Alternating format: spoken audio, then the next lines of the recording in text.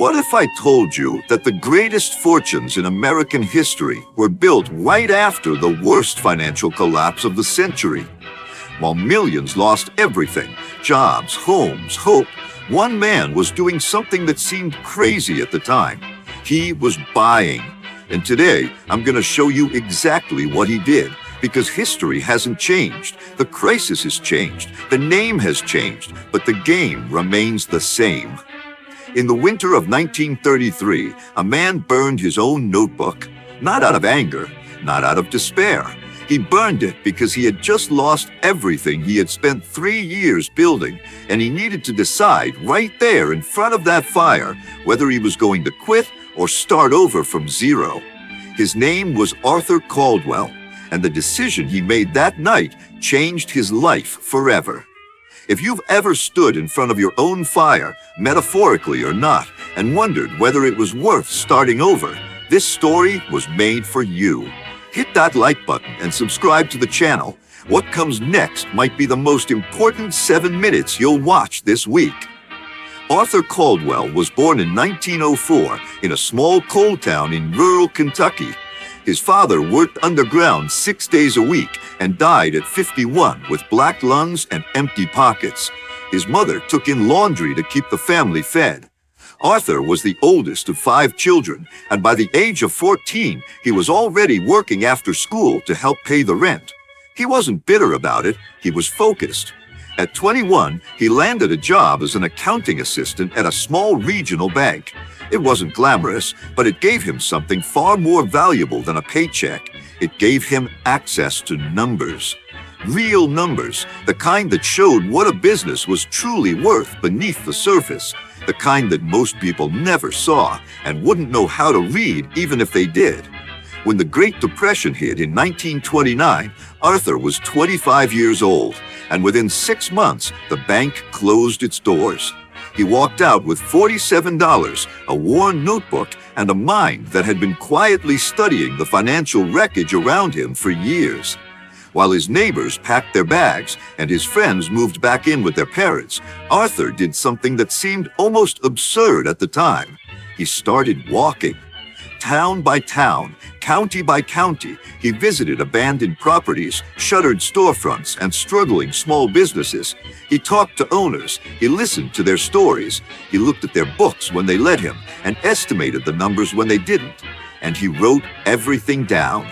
Every warehouse, every mill, every piece of land being sold for pennies because the owner was desperate for cash today and had stopped thinking about tomorrow. Arthur wasn't wealthy, he couldn't buy any of it yet, but he was building something nobody else was building in the middle of that crisis. A map, a detailed handwritten map of everything that was being thrown away for nothing and everything it could become once the storm passed.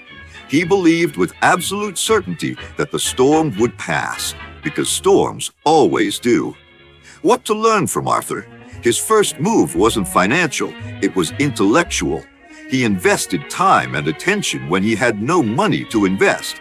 Before you can act on an opportunity, you have to be able to see it, and seeing it requires preparation that most people skip.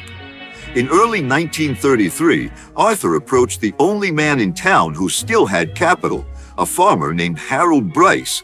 Quiet, skeptical, and deeply conservative with his money, Arthur didn't ask for a loan. He sat down across from Harold, opened his notebook, and spent 2 hours walking him through everything he had observed over the past 3 years. The undervalued properties, the businesses selling for less than the worth of their physical assets, the inevitable reconstruction that would follow once government spending kicked in. Harold listened without saying a word. Then he looked at Arthur and said, "You either know something nobody else does, or you're the biggest fool I've ever met.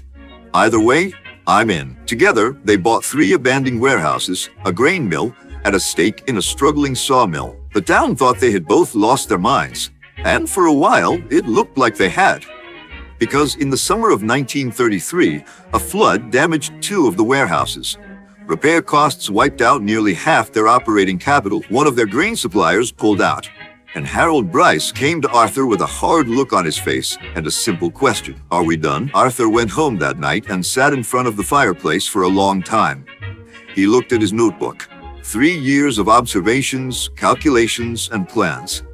And he threw it into the fire, not because he was giving up, but because he realized he had been holding on to a plan that no longer fit the reality in front of him. He needed to let go of what he had built in his mind to see clearly what was actually possible. He showed up at Harold's door the next morning with a new notebook, 2 pages of notes, a revised plan. Harold looked at him for a long moment and said yes again. What to learn from Arthur? Resilience isn't about never falling. It's about the speed and clarity with which you get back up. Arthur's greatest strength wasn't his original plan. It was his willingness to burn it and build a better one. The revised plan was simpler and sharper. Arthur focused entirely on the sawmill and the grain mill, the 2 assets with the most immediate and consistent demand. He sold his stake in the warehouses to generate working capital. He cut costs wherever he could without cutting corners on quality. And then he did something his competitors never thought to do. He went back to those breadlines. Not to observe this time, to hire. He brought on former miners, displaced factory workers, veterans with no prospects, men that every other employer in the region had passed over without a second glance. Arthur looked at those men differently. He saw people who had already survived the worst, people who didn't take a day of work for granted, people who would show up every single morning with something that couldn't be manufactured or bought.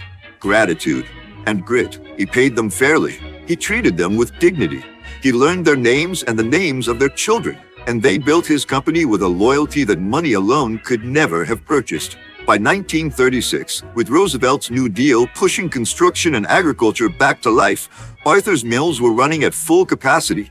Revenue doubled, then doubled again. By 1945, his company employed over 300 people across 3 states.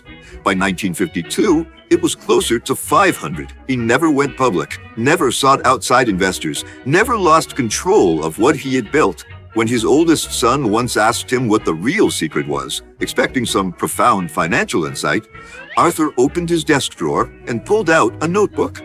Worn, slightly singed at the edges, he placed it on the desk and said, "The numbers told me what to buy. The people told me how far it could go.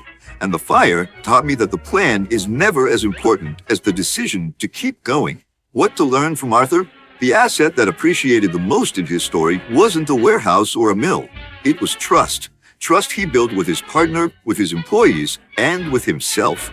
That kind of capital doesn't appear on any balance sheet, but it compounds faster than anything else. Arthur Caldwell started with $47, a notebook, and a father who died with nothing. He ended with an empire built on the rubble of the worst economic collapse in modern history. But here is what his story is really about. It's not about buying low and selling high. It's not about finding the right partner or the right asset at the right time.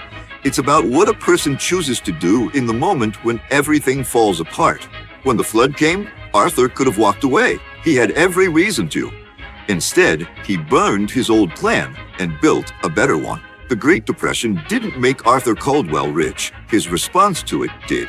And that is the one thing no crisis, no flood, no market crash can ever take away from you. Arthur didn't wait for the perfect moment. He didn't wait for the crisis to end.